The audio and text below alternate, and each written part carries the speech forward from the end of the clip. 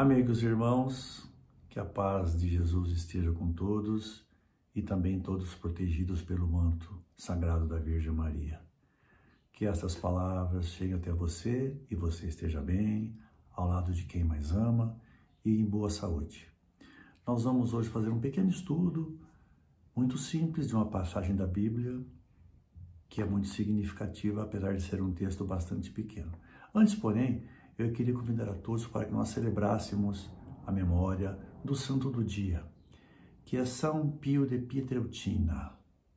Ele foi o seguidor de São Francisco de Assis, que nasceu na cidade de Pietrelcina, que fica mais ao sul da Itália, mais precisamente na região de Nápoles, em 1887. Desde pequeno, ele tinha um grande amor por Jesus e Maria e dizia até que chegava a vê-los com muita frequência. Também tinha grandes laços de amizade com o seu anjo da guarda. E ele sempre difundiu, divulgou, incentivou a que todos tivessem o seu anjo da guarda.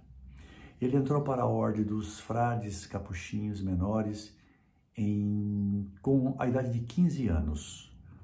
Adotou aí o nome de Frei Pio. Ele foi ordenado padre aos 23 anos em 1910. Mas ele precisou ficar em casa por 6 anos, cuidando da saúde. Em 1916, ele foi para a cidade de San Giovanni Rotondo, um pouco mais a oeste de onde ele morava. Lá ele entrou para o convento, onde ele ficou até a morte. Ele recebeu no próprio corpo, os estigmas, ou seja, as chagas que Cristo recebeu na cruz. Após a Segunda Guerra, um período de muita dificuldade, sofrimento, destruição e pobreza, ele criou grupos de oração, verdadeiras células que catalisavam a paz de espírito e ajudavam a que o povo superasse aquela fase difícil que estavam vivendo. São Pio foi muito torturado pelo maligno. Para isso, ele se apegou muito ao sacramento da confissão e também divulgou muito isso às pessoas de sua comunidade. Aliviava o espírito e o sofrimento das pessoas nessa parte. Mas São Pio não se preocupou apenas com o sofrimento espiritual de seus fiéis seguidores. Ele, em 1956, ele fundou, melhor dizendo, um hospital na cidade onde ele estava, San Giovanni Rotondo. E esse hospital, muito grande, ele existe até hoje. Ele é uma referência na Europa, trata de muitas pesquisas de saúde e científicas e é administrado até hoje pelo Vaticano. São Pio faleceu em 1968, com o terço nas mãos, no leito da morte e pronunciando sem cessar o nome de Jesus e Maria. Ele foi beatificado em 1999 e canonizado pelo Papa João Paulo II em 2002. Temos dele uma frase que ficou muito famosa e muito repetida, que dizia assim, e essa frase também demonstra muito bem o que ele sentia e pensava, e como ele agia. Ficarei na porta do paraíso até o último dos meus filhos entrar. Eu vou até repetir. Ficarei na porta do paraíso até o último dos meus filhos entrar. Peçamos que São Pio de Pietrelcina rogue por nós. Vamos agora ao Evangelho do dia, que está em Lucas, capítulo 9, versículos de 1 a 6. O Senhor esteja convosco, Ele está no meio de nós. Proclamação do Evangelho de Jesus Cristo, segundo Lucas. Glória a vós, Senhor. Pelo sinal da Santa Cruz, livra Deus nosso Senhor dos nossos inimigos. Naquele tempo, Jesus convocou os 12. Deu-lhes poder e autoridade sobre todos os demônios e para curar doenças. E enviou-os a proclamar o reino de Deus e a curar os enfermos. E disse-lhes, não leveis nada para o caminho, nem cajado, nem sacola, nem pão e nem dinheiro, nem mesmo 2 túnicas. Em qualquer casa onde entrardes, ficai aí, e é daí que partireis de novo. Todos aqueles que não vos acolherem, ao sairdes daquela cidade, sacudi a poeira dos vossos pés como protesto contra eles. Os discípulos partiram e percorriam os povoados, anunciando a boa nova e fazendo curas em todos os lugares. Palavra da salvação, glória a vós, Senhor. Bem, é um evangelho curto, porém podemos ver muitos significados aqui.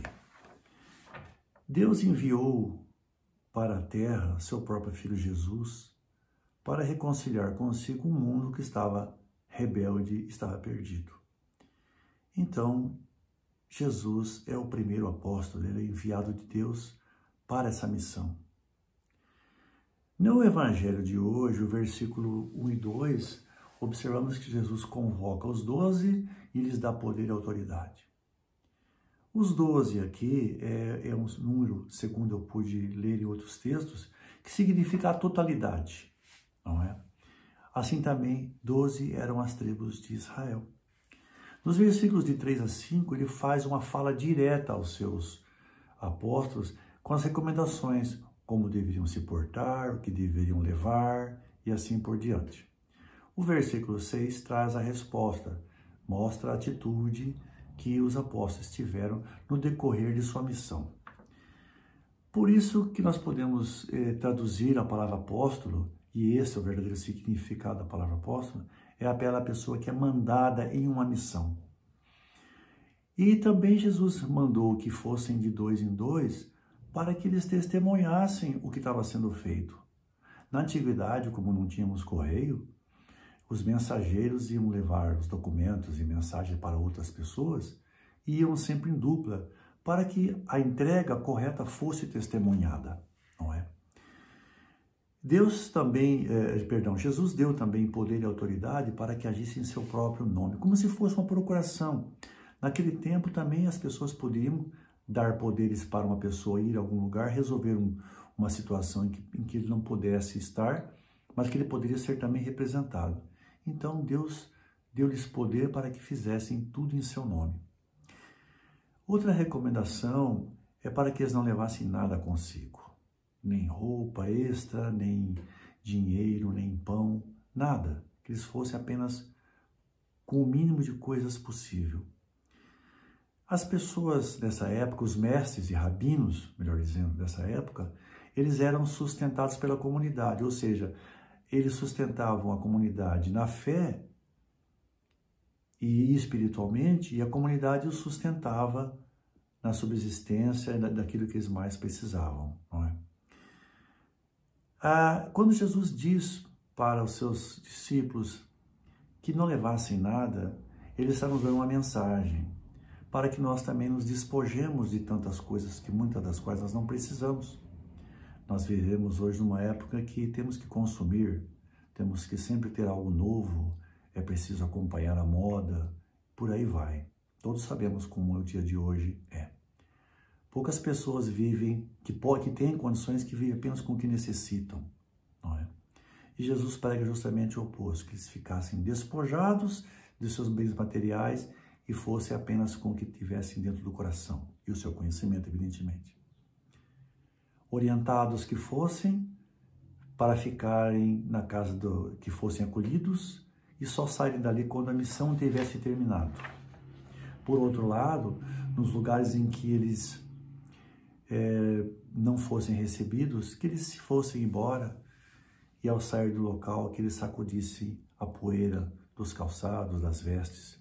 Era hábito naquele tempo, quando você passava por uma terra que era pagã, ao sair dela você se livrar do pó, já que existe um conceito de que a terra e o povo que nela mora fazem parte do mesmo produto, não é?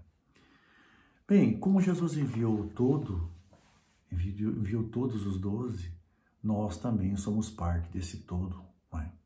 Nós também somos convidados a nos despojar de tantas coisas que nós não precisamos e passemos a agir divulgando a palavra de Deus, os ensinamentos e praticando os mandamentos da forma que Deus colocou. Se você recebeu a palavra de Deus, se você vem recebendo através dessas poucas palavras que eu pronunciei e muitos outros evangelhos que você com certeza tem conhecimento, então o que nos falta para agir?